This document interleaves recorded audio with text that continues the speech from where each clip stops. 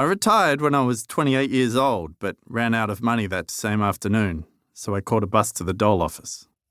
My feeling about unemployment was, someone's got to do it. Why not me?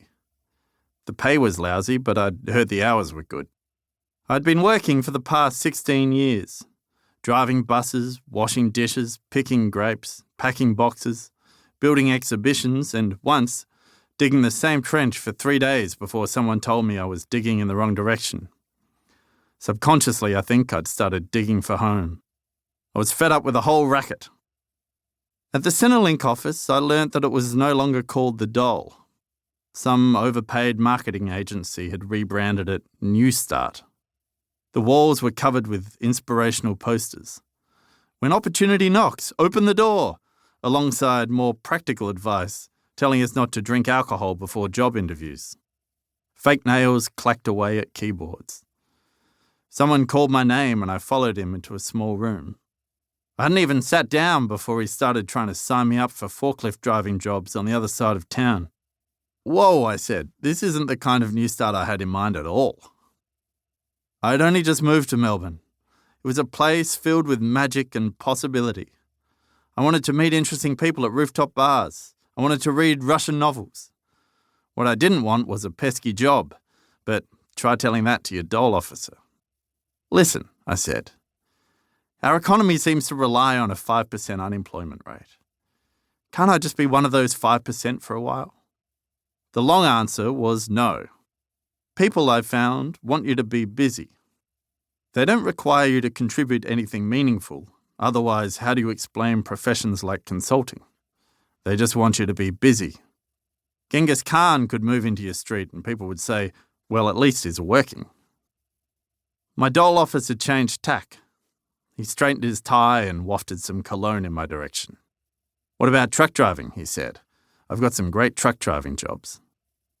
I'd spent the previous 3 years driving tour buses in the outback. One morning it had been so hot that I'd woken up with a lisp. I had a crooked back and still harboured some latent racism, mostly against the Swiss, that I was trying to deal with. I was sick of driving, but you can't just come out and say that. Well, what sort of loads would I be carrying? I'm allergic to peanuts. Furniture, he said, eyeing me suspiciously. No peanuts. I held in my lap my talismanic copy of War and Peace. I had vowed not to get a job until I finished reading it. But the dole officer had obviously sworn some oath of his own. He was so dogged I was amazed he hadn't risen through the ranks yet. Is it far away? I asked, eventually. Just around the corner. Oh, that could make things difficult. Difficult how? Well, I was thinking of moving. What followed was a series of long and glorious autumn days. I wandered through parks, winked at old ladies, and had long, boozy dinners in friends' backyards.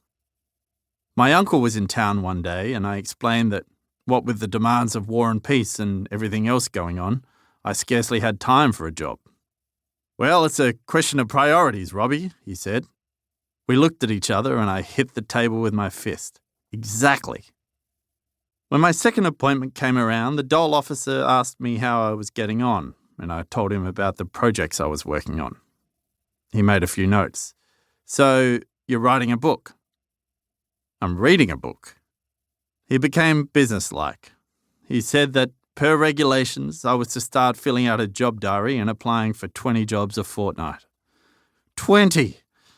It was even more odious than having a job.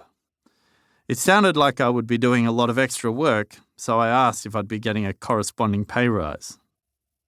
His answer was long and wearisome, like your primary school teacher going on and on about not eating pencil shavings. Eventually, I pointed at the job diary and said, But what's the point of it? The point was, how dare you? The point was, we the taxpayers, etc.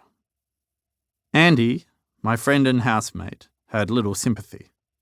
They pay you $230 a week for doing nothing.